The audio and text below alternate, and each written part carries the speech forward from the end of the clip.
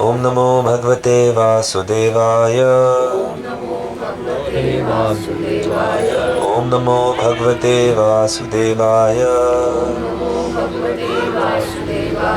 ओम नमो भगवते वासुदेवाय। नारायणं नमस्कृत्यं नरं चैव नरोत्तमं देवीं सरस्वतीं ततो जयमुदीरयेत्। नष्टप्रायेषु अभद्रेषु नित्यं भागवत सेवया भगवती उत्तम श्लोके भक्तिर्भवती नैष्ठिकी। कृतराज भागवतम की जय। स्कंद 4 अध्याय 12 श्लोक संख्या 13। षट्त्रिंशत् 36 वर्ष सहस्र हजार शशास राज्य किया। क्षिति मंडल पृथ्वी लोक में भोग है भोग द्वारा पुण्य पवित्र कार्यों के फल का क्षयम हानि कुर्वन् करते हुए अभोग है तपस्या से अशुभ फलों का क्षयम ह्रास। षट्त्रिंशत् वर्ष सहस्रम शशास क्षितिमंडलम भोग है पुण्य क्षयम कुर्वन्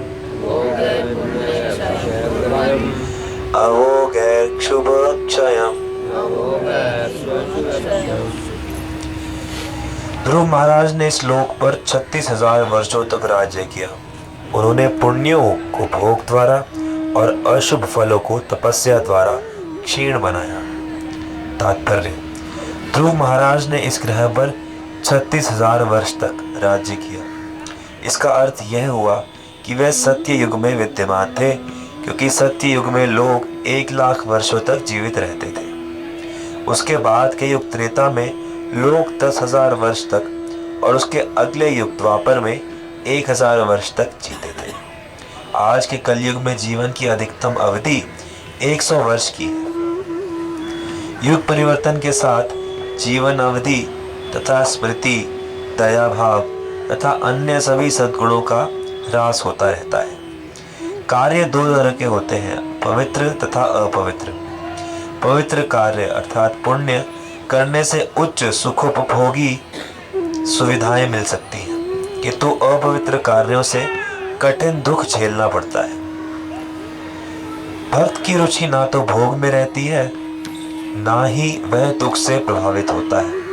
जब वह सुसंपन्न होता है तो वह जानता है कि मैं अपने पुण्यों को क्षीण कर रहा हूँ, और जब दुख में होता है तो वह जानता है कि मैं अपने अपवित्र कार्यों के फल का क्षय कर रहा हूँ। भक्त को सुख या दुख की चिंता नहीं रहती, वह तो केवल भक्तिमय सेवा करना चाहता है। श्रीमद् भागवतम में कहा गया है कि भक्ति को अप्रतिहता होना चाहिए, अर्थात भौतिक सुख या दुख की अवस्थाओं से अबाधित होना चाहिए। भक्त अनेक प्रकार की तपस्याएं करता है, यथा वह एकादशी तथा अन्य व्रत रखता है, अवैध काम वासना से दूर रहता है, मद्य सेवन, द्यूत क्रीड़ा तथा मांसाहार से अपने आप को दूर रखता है। इस प्रकार वह अपने पूर्व अपवित्र जीवन के फलों से शुद्ध होता है, और चूंकि वह अत्यंत पवित्र कार्य भक्ति में प्रवृत्त होता है, अतः बिना अतिरिक्त प्रयास के इस जीवन का सुख भोगता है। एवं इस प्रकार बहु अनेक सवम वर्ष कालम समय महात्मा महानात्मा अविचल इंद्रियः इंद्रियों के चलायमान हुए बिना त्रिवर्ग 3 प्रकार के सांसारिक कार्य औपयिकम करने के अनुकूल नीत्वा पिता करके पुत्राय अपने पुत्र को अदात प्रदान कर दिया नृप आसनम राज सिंहासन एवं बहुसवं कालम महात्मा विचलेन्द्रियः त्रिवर्गोपयिकं नीत्वा पुत्रातान् नृपासनम्। इस प्रकार आत्मसंयमी महापुरुष ध्रुव महाराज ने 3 प्रकार के सांसारिक कार्यों धर्म, अर्थ तथा काम को ठीक तरह से अनेकानेक वर्षों तक संपन्न किया। तत्पश्चात उन्होंने अपने पुत्र को राज सिंहासन सौंप दिया। धर्म का पालन करने से जीवन की पूर्णता प्राप्त होती है।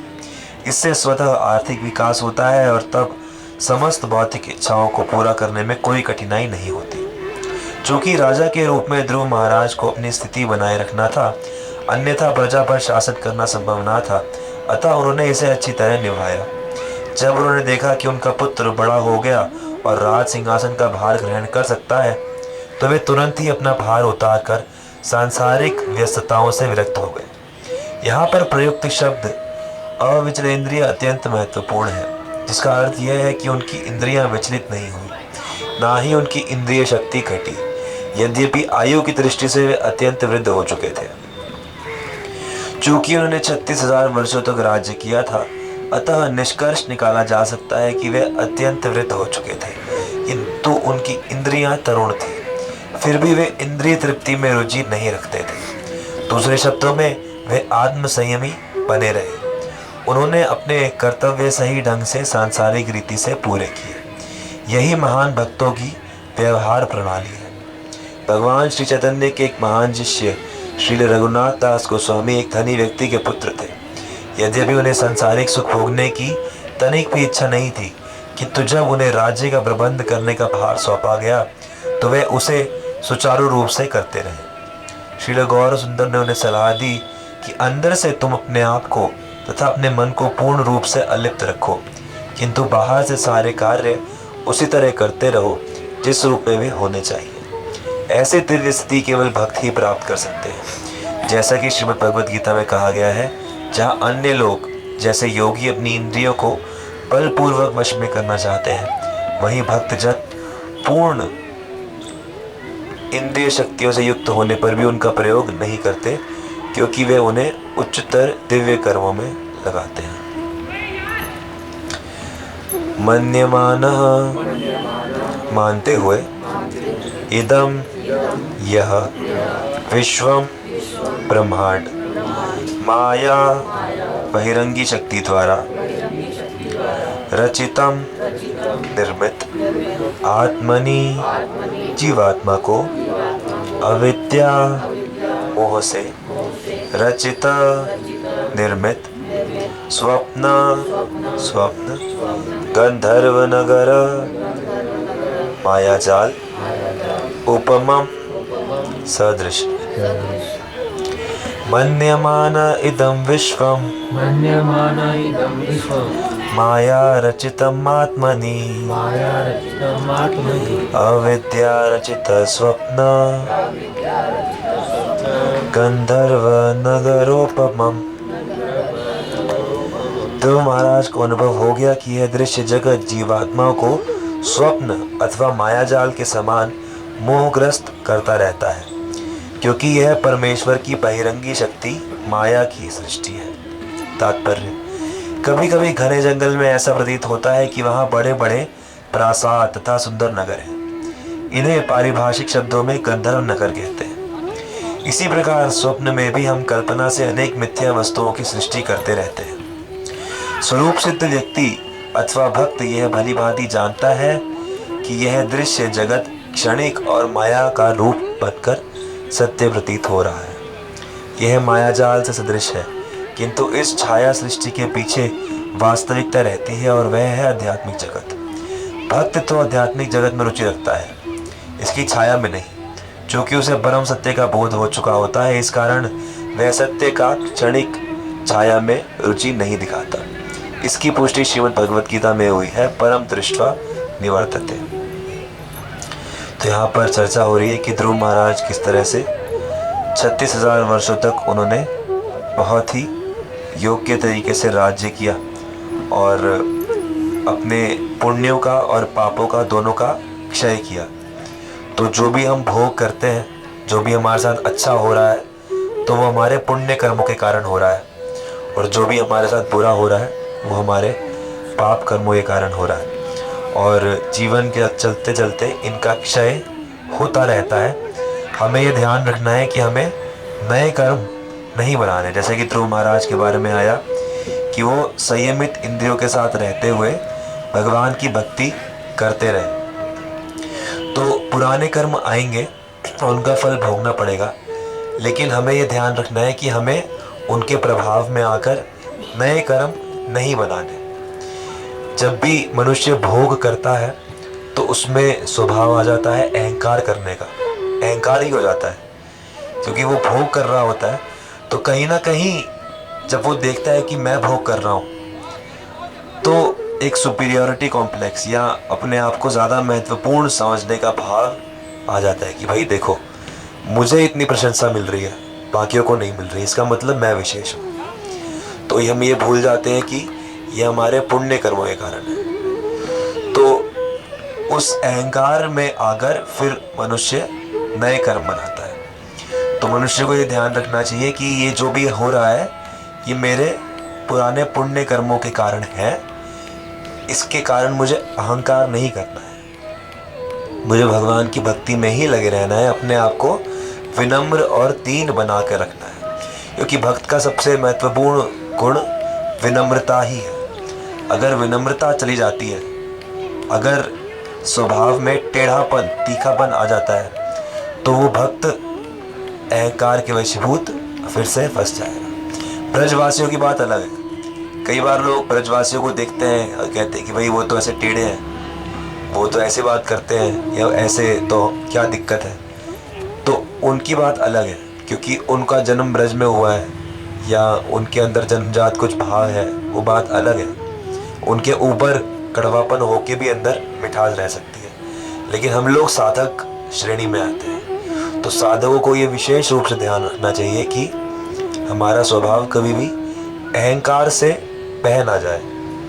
और ये बह जाता है जब भी पुण्य फल आते हैं, तो हमेशा ऐसा लगता है कि हाँ मैं विशेष हूँ, और जब मैं विशेष हूँ तो सामने वाला कम विशेष है, तो अहंकार पतन लग जाता है। तो इसी प्रकार से हमें सावधान रहना चाहिए। पापों का फल भोगते हुए ऐसे विचलित नहीं होना चाहिए कि भगवान को कोसने लगे या भगवान की भक्ति से विमुख हो जाए। और इस प्रकार से धर्म, अर्थ, काम, जब तक संसार में जिम्मेदारियां हैं, गृहस्थ जीवन है, तब तक इसको धर्म के आधार पर सब कुछ निभाया जाए तो सब कुछ ठीक से चलता रहेगा। और फिर एक समय पर आकर सब कुछ त्याग देना है, क्योंकि संसार में रहते हुए भी कैसे रहना है। तो जैसे आखिरी श्लोक में आया कि ये एक स्वप्न की तरह है, ये एक मन की सृष्टि है जिसकी कि वो कोई स्थायी अवस्था नहीं है, ये हमेशा नहीं रहने वाला।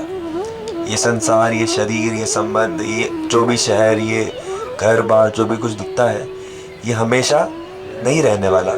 इस भावना से ही यहाँ पर रहना है, और जो हमेशा रहने वाला है वहाँ जाने की या वहाँ पहुँचने की हमेशा भावना करते रहनी है। यानी कि भगवान के धाम में, ऐसी जगह पर जहाँ पर हम पूर्णतया भगवान की सेवा में लगे हुए हैं।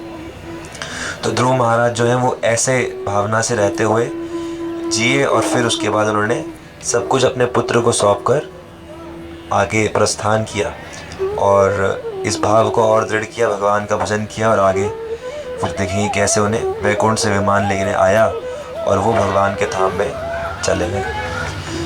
तो ग्रंथराज भागवतम की, तो किसी कोई प्रश्न तो चर्चा कर सकते हैं। अक्रोध परमानंद नित्यानंद राय।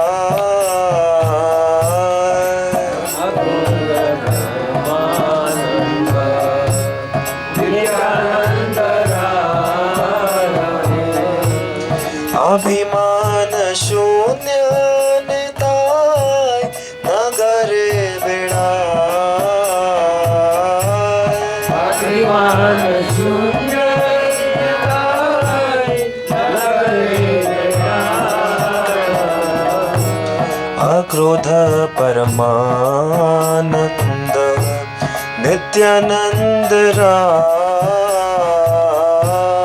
अक्रोध नित्यानंद राय।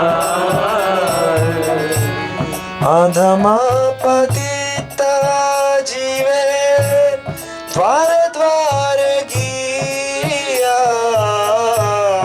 अधमा पतिता लाउड बजाओ लेकिन स्पीड स्लो। द्वार द्वार गिया। अधमा पतिता जीवे द्वार द्वार गिया। अधम पतिता जीवे द्वार द्वार गिया। हरि नाम महामंत्र दिचे न बलिया। हरि नाम महामंत्र दिचे न बिलाया। अक्रोध परमानंद नित्यानंद राय।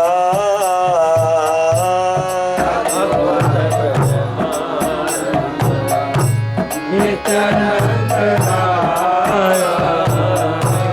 चारे देखे तारे को है दंत तृण धारी।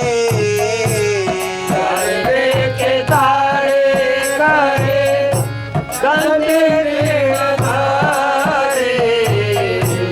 चारे देखे तारे को है दंत तृण धारी। चारे देखे तारे कहे गंदे धारे। अमरे की नियाला बोलो गौर हरी। हमारे की नियाला बोलो गौर हरि। अक्रोध परमानंद नित्यानंद राय।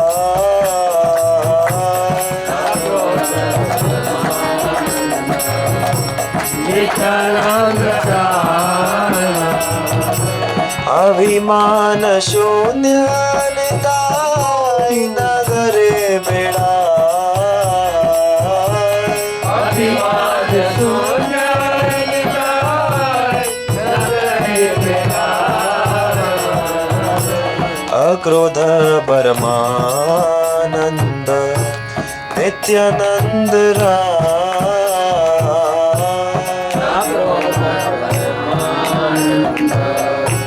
नित्यानंद राय। एत बोली नित्यानंद भूमि गाड़ी जाय।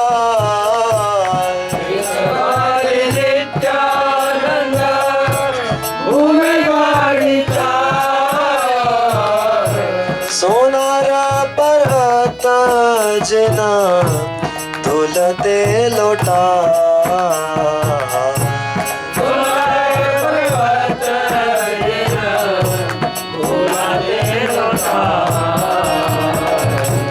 हे नावतारे जार रति नाचत नीला।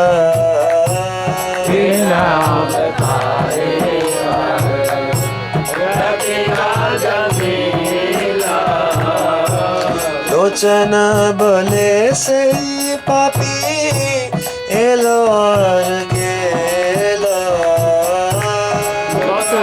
बले से पापी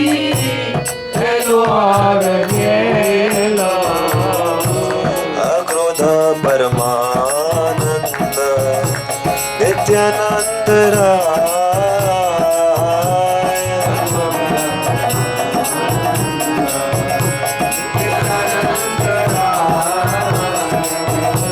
हरे कृष्णा कृष्णा कृष्णा हरे हरे, हरे राम राम